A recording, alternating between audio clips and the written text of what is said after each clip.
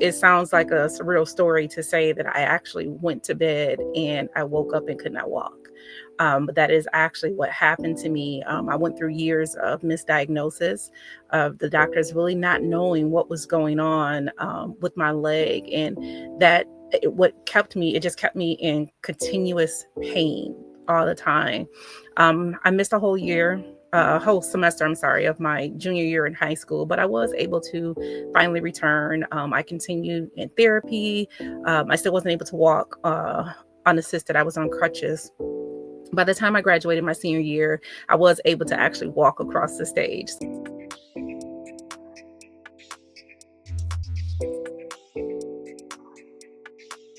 You are listening to Health Disparities Podcast from Movement is Life. I'm Dr. Hadia Green, Movement is Life Steering Committee member and public health leader and advocate. Today's episode is one I've been looking forward to because we are joined by Grace Moore. She is one of our illustrious 2025 Movement is Life Health Summit speakers, a financial empowerment specialist, founder, and speaker whose journey embodies resilience, faith, and empowerment.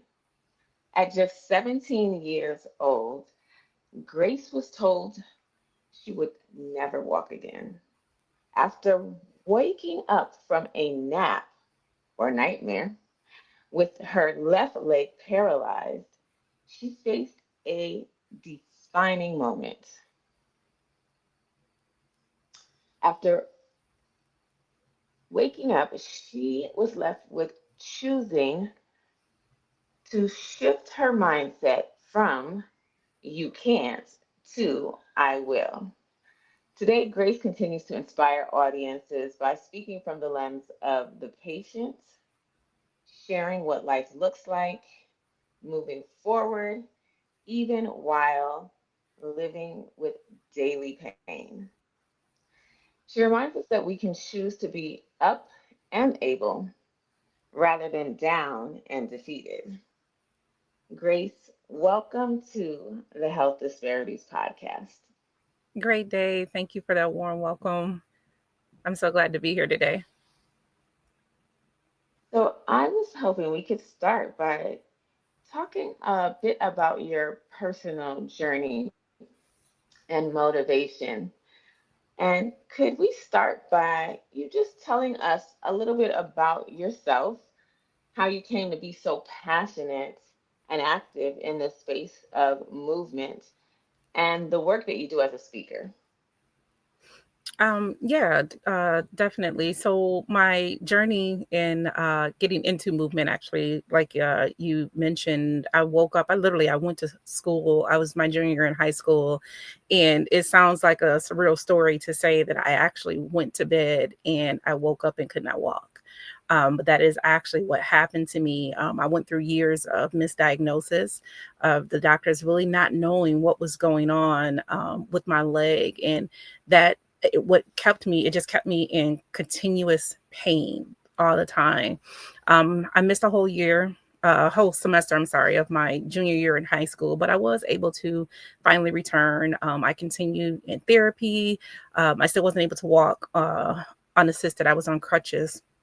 By the time I graduated my senior year, I was able to actually walk across the stage. So, but that journey didn't stop there. Every 2 years, I had to be hospitalized again, and it wasn't that I was being hospitalized to find a fix. I was being hospitalized because at that point, the opioid crisis had gone crazy, and um, I wasn't. They weren't. Giving me as much opioid medication at home. So when the pain was that debilitating, they would have to admit me in order to manage my pain. So that cycle went on for several years. Every 2 years, I'm back in admitted, and they're just trying to, manage the pain. And I just got to a point that I didn't want any meds anymore.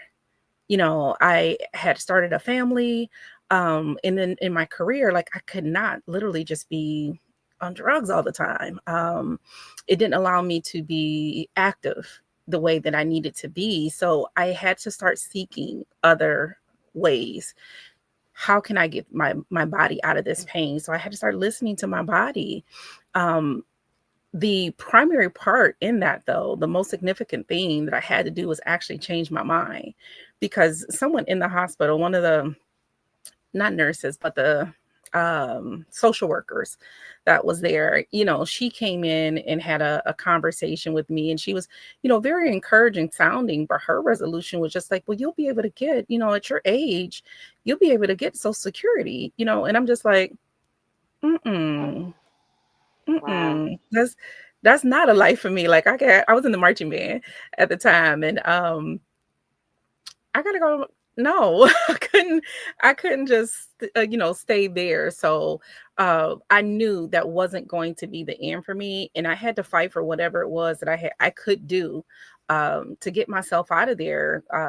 Coming up on the end of the first 2 weeks that I was there, my dad actually had come into my hospital room. And before he was getting ready to leave for that night, he asked me, he said, "Do you want to get out of here?" And I'm like, "Of course." And he's like, "Then you tell God, you tell yourself, and you get up." My dad's a Vietnam veteran, and he wasn't one that's real huge on. He not gonna pat you. He don't put sugar on top. He gives it, straight up, no chaser. So you want to get up, you get up, and we went from there. Thank you so much for sharing how that came to be that you arrived at being informed by healthcare professionals that this was going to be life as you know it, and how the support system is so vital to assisting in your getting through these moments, right? So in life, I like to say this. Miguel Ruiz says there's always going to be resistance, and clearly you had it within your body as well as externally from adults and healthcare people who are supposed to be um, trying to help you get back to your baseline, if not better. Um, and I wonder if you can share a little bit about how this experience has shaped your life purpose and your voice today. Yeah. So I think having to push through that, I had already come from a life of poverty. So I had a lot of dreams for myself at that point. We'd spent several years in foster care, my parents having drug addictions, but we were finally able to come back together as a family. But I just didn't want to continue life as it already had been. So it's like, I can't let this stop me. And I knew that there were people who have accidents, there are people who are given diagnosis all the time, and they're still able to make it. So my level of faith is like, God, you said all I need is the size of a mustard seed. Like, what what do I have to do? So I honed in on that so that I can continue to move forward. And a lot of it came from reading. A lot of it came from, when I tell you it, I felt like I had two choices. Because one, yes, I could just lay here in pain and I could just collect a check. What does that do for me? Who do I help with that? I had a daughter. Once I got married, I have another daughter. I was assisting with taking care of other like, I can't just lay down. I had set goals for myself. So that option became not an option for me. So whatever it was that I needed to do, girl, you got to get up and you got to do it. And that became making a routine out of it. Okay, is it stretches that I need to do? Is it I gotten to the point that the medication became a part of daily life. The anti-inflammatories, because we got to keep the inflammation down.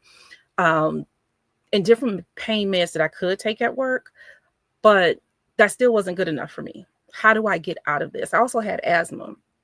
So I started training. I had got with a personal trainer, and even then I would tell him, "Oh, I can't run. I have asthma. I've never been able to run. I'll have an asthma attack." He's like, "Isn't the lung a muscle?" I'm like, "Well, yeah." He's like, "Then we train it." So the first season I started working with him, there was a huge hill. And during the first part of the season, I would attempt to go up the hill and I'm hyperventilating before I get midway. By the end of that season, though, I was able to go up and over and then come back. And I'm talking about running up and over. So everything became a training, whether it was training my mind, a portion, it was a combination of training my mind and training my body. And then I would journal what that looks like, what works well for me. I say all the time, everybody thinks we eat ranch, honey. I will never, ever, ever, ever. My body does not like it. It does a terrible thing to my body, the type of inflammation. So understanding our body is actually talking to us. If you have something one day and the next day you just have all type of pain going on, what did you eat yesterday? If your knees are killing you, what did you do the day before? So all different type of things, if we pay attention to what our body did, what we did the day before, our bodies will respond and let us know. I began learning about moving, like the full body squat and the benefits of it, walking backwards, the benefits of it, the different things that actually help build our core within our body so that I can continue doing the things that I needed to do. And like I said, it really is a matter of will. You have two options. You can either do it in pain or you can lay there and do nothing and nothing will come of it. Or I can stop focusing on the pain. I can do a little bit. I can do what I can until I can do what I want to. And I continue on with that. So, one other question about mindset, because I think that mindset, really drives the decisions that we make, Yeah. even if the mindset is from physiological or hormonal or experiences that have happened to us and have imprinted on our brain or physiologically changed the way our brain is, because some of these things happen so early on in life, or they're so impactful that they can actually injure your brain and processing. But it Mm-hmm. seems when listening to you, I had the sense of, did to ask you about a mind shift, but it almost sounds like you are already embodied with a foundation that allowed you to hear the words that were said to you by healthcare professionals over and over again. However, you kept attempting to step forward even when you couldn't physically step forward. Where does that come from within you? Do you feel like that's part of your own personality, or do you feel like that's something that is a cultural thing within your family? I think it's maybe a combination of both. And what I mean by that is we come from this is how life is. And my dad also taught us those 10 powerful two-letter words that if it is to be, it is up to me. So if I wanted different, I had to do different.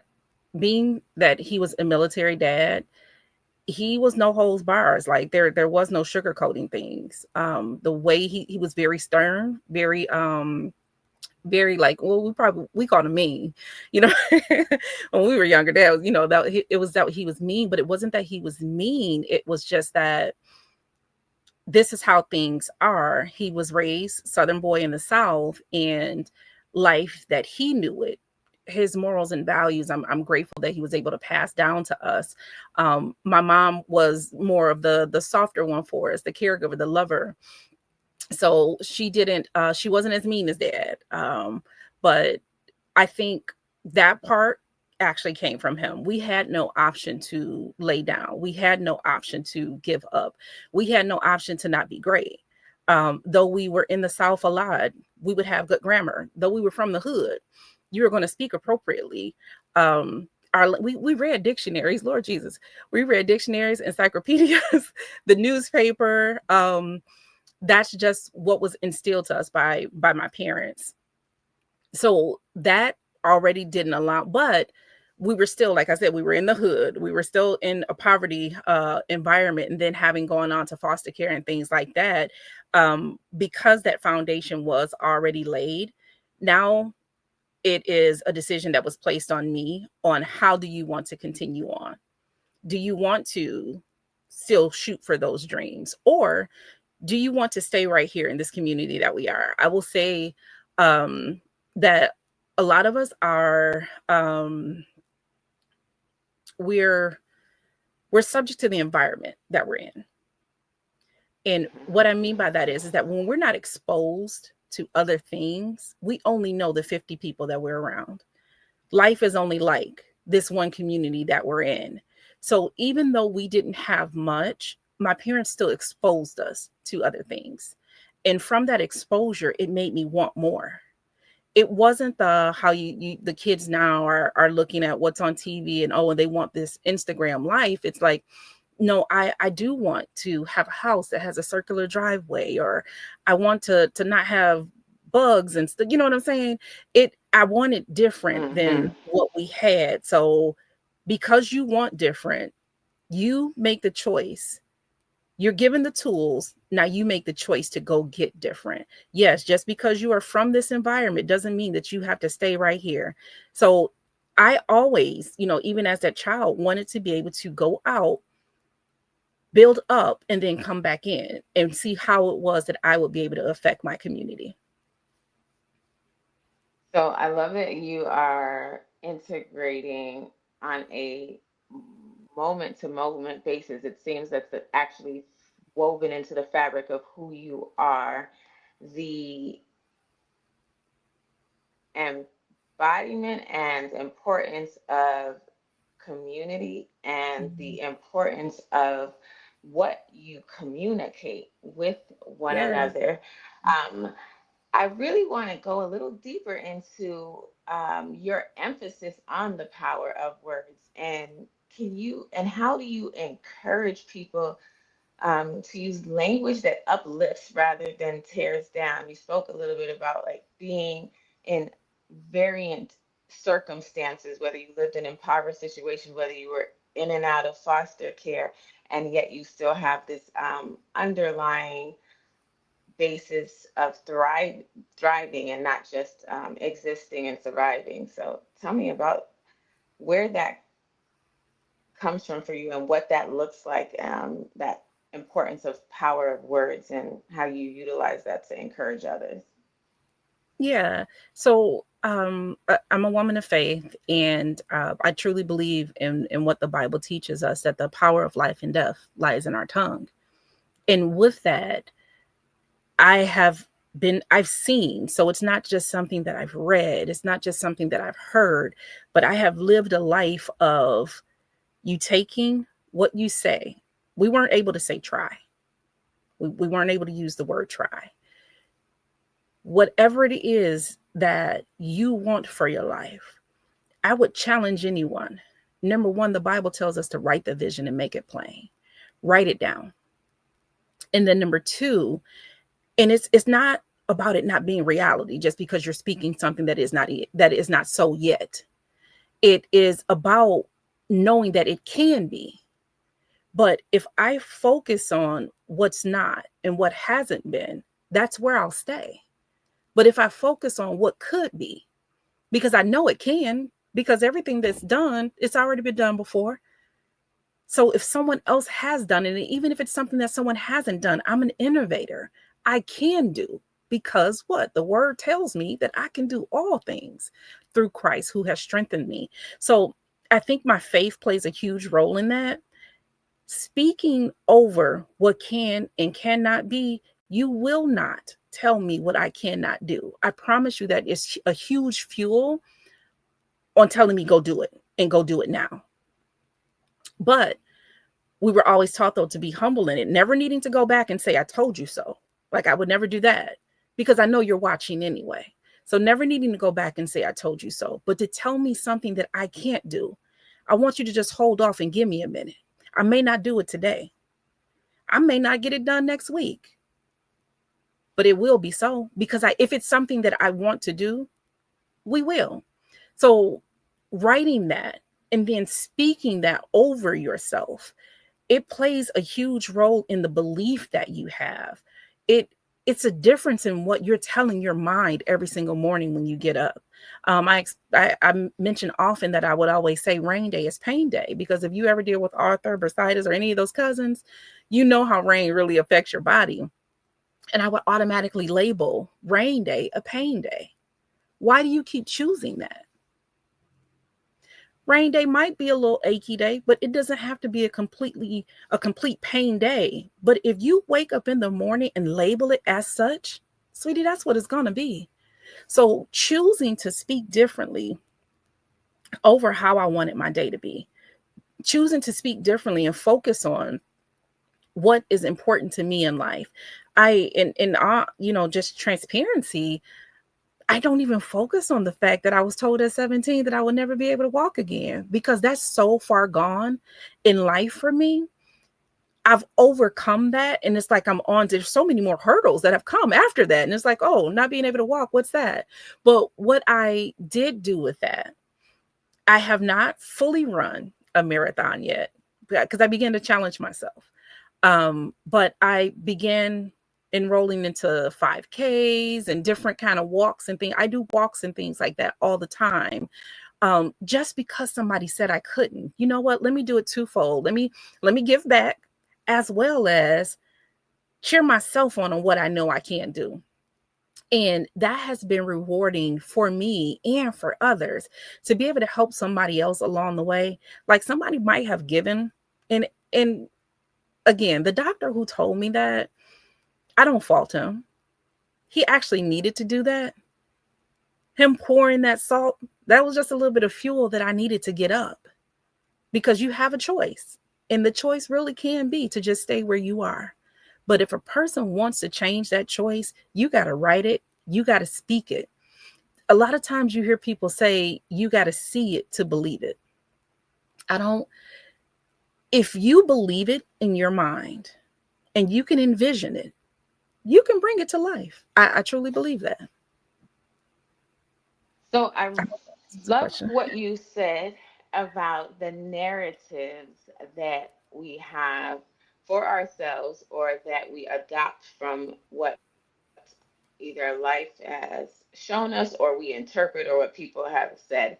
Mm, And I really appreciate that you mentioned the cousins like Arthur and bursitis. Is what we know from yes. research is that when a doctor tells a person you have arthritis, right? You may have had pain or experienced your leg giving out or anything else prior to showing up at the doctor's office. But the moment that a doctor says, Grace, Hadia, you have arthritis, your brain actually has this imprint and it becomes a memory, and you experience life forwardly with that, as opposed to if I said, so it looks like you have this diagnosis, and these are the things that we do to work with people and keep them at their maximum functional Mhm, capacity, so that it's something that they are already moving forward and focusing on their function, let's say, and not necessarily the pain that they experience from that. mhm, But we often leave as practitioners people in that space of like,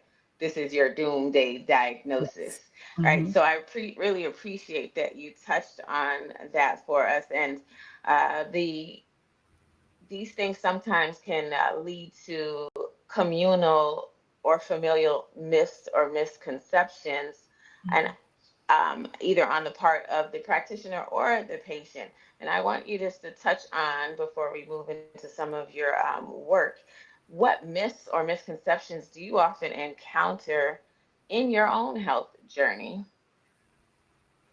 I would say, well, number one, the one that I described about asthma.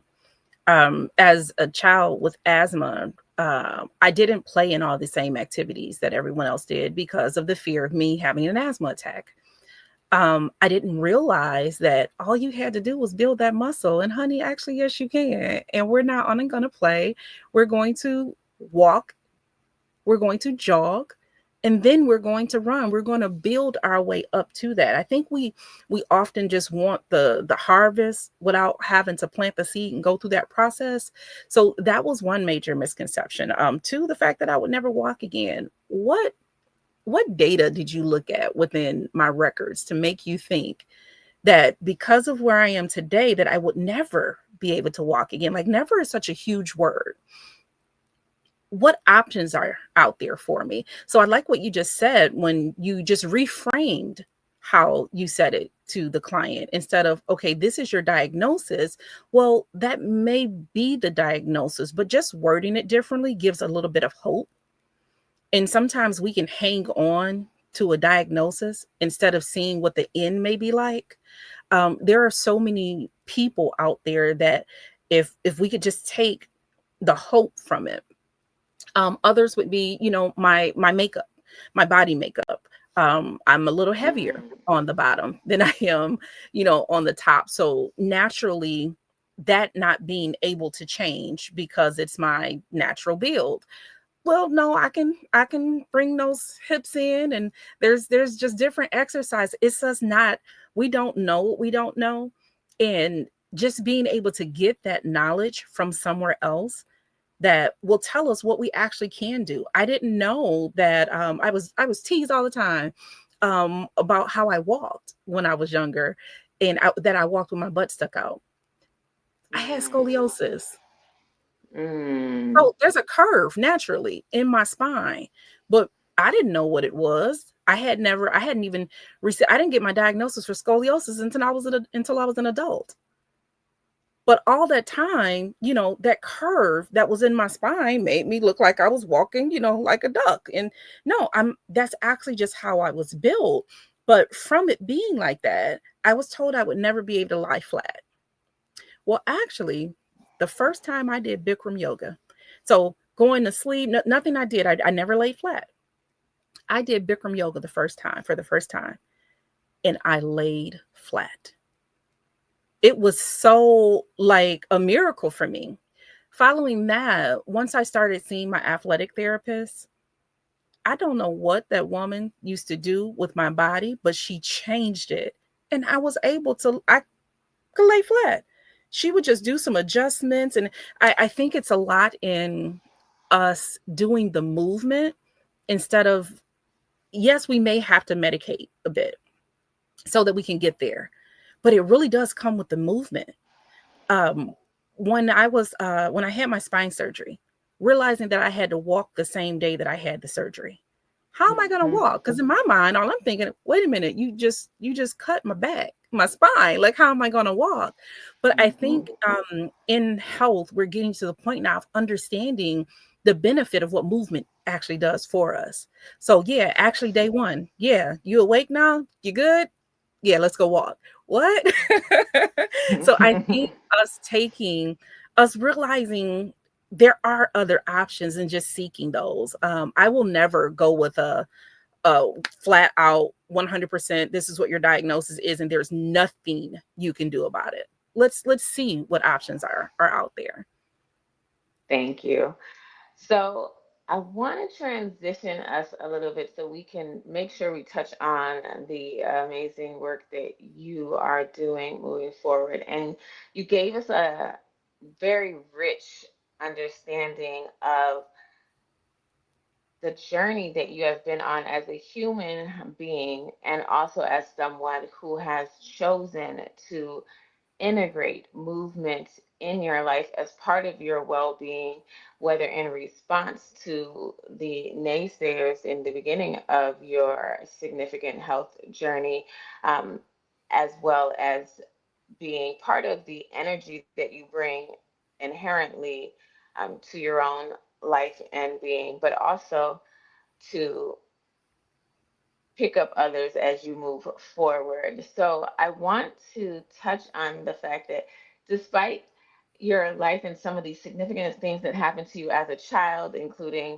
the foster care and living with parents who have substance use disorders and having this significant childhood illness that has progressed to you having this real adult understanding of what being human is, Mhm. you have chosen not necessarily to focus on kids, but actually seniors in some of your work. So my understanding is that you do financial wellness with seniors. And how does this financial empowerment connect to health equity and community wellness for you? And then to touch on some of the challenges that you faced in this work for us and the lessons learned.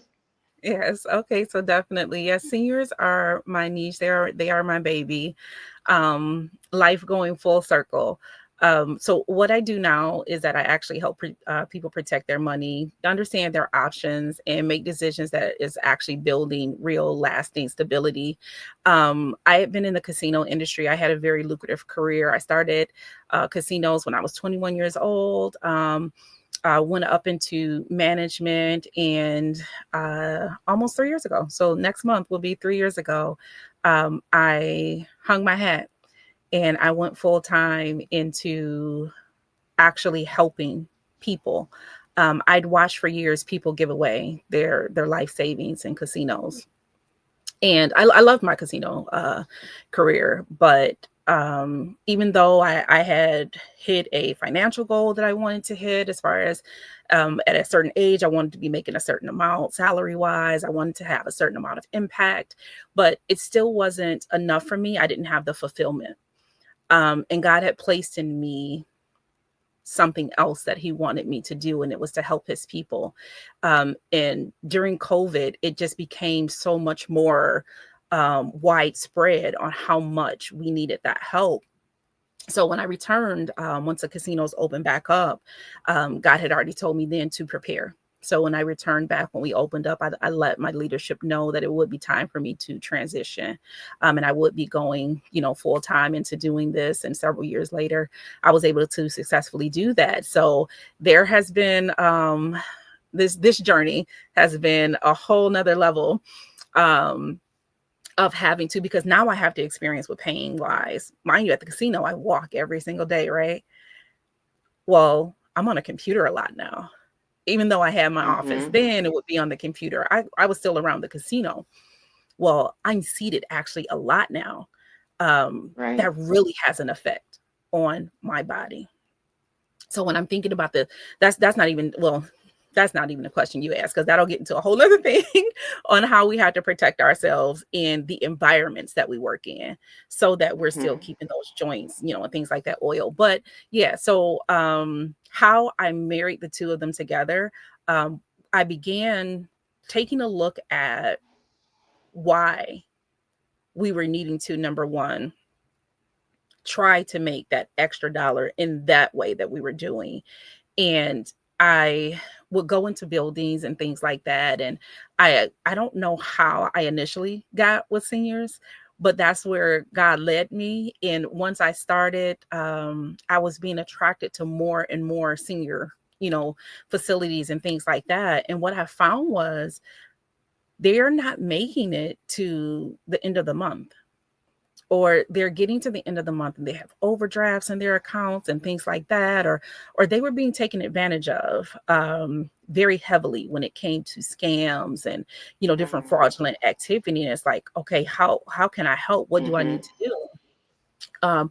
I also noticed that life is life, and for a lot of people right now. So though a senior may have a son or daughter or a relative even in the same city that they are, those people are often busy, and I noticed that they're not getting the care that they need at this point, especially when it came to their finances, when it came to their medication, when it came to their ability. I mean, I've seen them in all different type of situations, and it's like, okay, I have to make my organization something that is going to be able to help them so they don't stay this way. They've given us their life to this point. It also comes along. I'm a caregiver for my father, and I moved my mom back to Michigan last year. But being able to work side by side with them, being able to see the challenges that they were going through. Veterans became a huge thing for me by my dad being a veteran, and seeing the underserved population there, the services that should have been available to veterans, or the benefits that should have been available to them, and they weren't even aware of. So my company is actually based on education, because I can offer you anything, but if you don't fully understand what it is and what it could do for you, 9 times out of 10, the moment you have an emergency, and my emergency is not going to be your emergency. My emergency could be the tire blew. Your emergency could be, the fridge went out. Depending on what a person's wealth level is, everyone's emergency is different.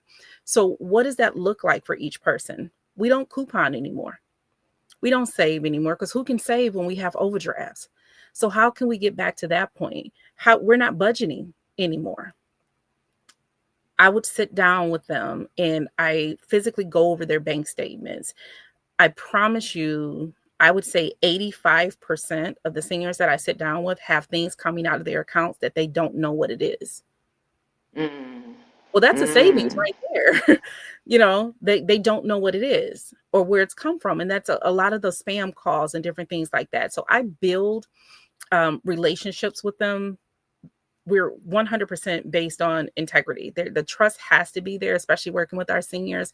And then us being in a digital environment now, many of them are getting their bank statements and things like that online. They don't know how to access them.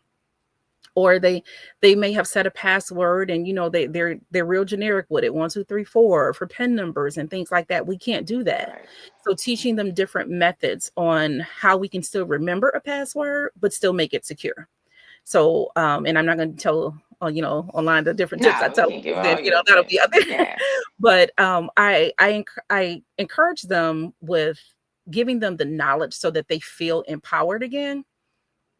Once they feel like, hey, I've got $5 at least left over at the end of the month versus being in the negative, that's huge for them. Hey, I had one client, he said, well, download that Amazon app for me. No, we're not going to spend it as soon as we get it. So I love the relationship I've been able to build, with my seniors. And I think it's important that once we are able to help build them in one area, it strengthens them. The empowerment that they get back, it helps them be able to, their wellness is better. Like the physical, the health and things like that gets better because they're not stressed all day long. Right. Stress Right. plays a huge role on our bodies. So being able to remove some of that stress from them. So it kind of all mirrored together. It was just that I was starting to go in and then seeing the different things that they were being affected by. How can we bundle this? And then what other parties can we get involved to help in all of these different areas? That's more great solutions. Well, we have come to the end of our conversation, but I do not want us to leave without talking about your upcoming book. Oh yeah. One of the things that you've said is that our words are like seeds, and you touched on seeds earlier when we were speaking. So I wanted to kind of full circle, to use your words, back to that. The book you have coming out, Graceful Movement, a journal that challenges readers to embrace pain and give themselves grace. Um, what can readers expect from this project? And if you could just leave in 1 minute or less a final call to action for our listeners today, that would be amazing. Yeah. So, Graceful Movement is that journal. There's no start and there's no end to it. So there it is. You come in at whatever space that you are in, and that is the hope that we can be able to meet you where you are. So it is being able to journal, so that we begin to recognize patterns on what you're going through. So if you're having pain today, realizing what may have happened yesterday, there's quotes all throughout. There are challenges because it's not a pat you on the back. I got that part, from Daddy. It's not a pat you on the back, and we don't have to do anything. But what can we do today? Because in all honesty, some people may be at a point that, no, what, Grace, I really can't do that, and that's fine. But let's see what we can do today. So listing what that is, there are all different type of books that are in there. There are different type of exercises, stretches, and different things that we can do that's light, minimal impact, just to get some movement going. But the huge encouragement in it is you beginning to write so that you're tracking what's going on. And then that person can even take that journal into their doctor and show them what patterns that they see and be able to work with their doctors on a holistic side on seeing what things are going on. So we're just, it's at the Library of Congress right now. The shutdown kind of had things held up on that end, but hopefully by next month, we'll be able to put it in production. I'd like to thank you, my guest, our Movement is Life guest and speaker for the summit, Grace Moore, for joining us today. Grace, Thank you for sharing your story, your insights, and your vision for empowerment through both movement and mindset. That brings us to the end of another episode of the Health Disparities Podcast from Movement is Life. I'm Dr. Hadia Green, and until next time, be safe and be well.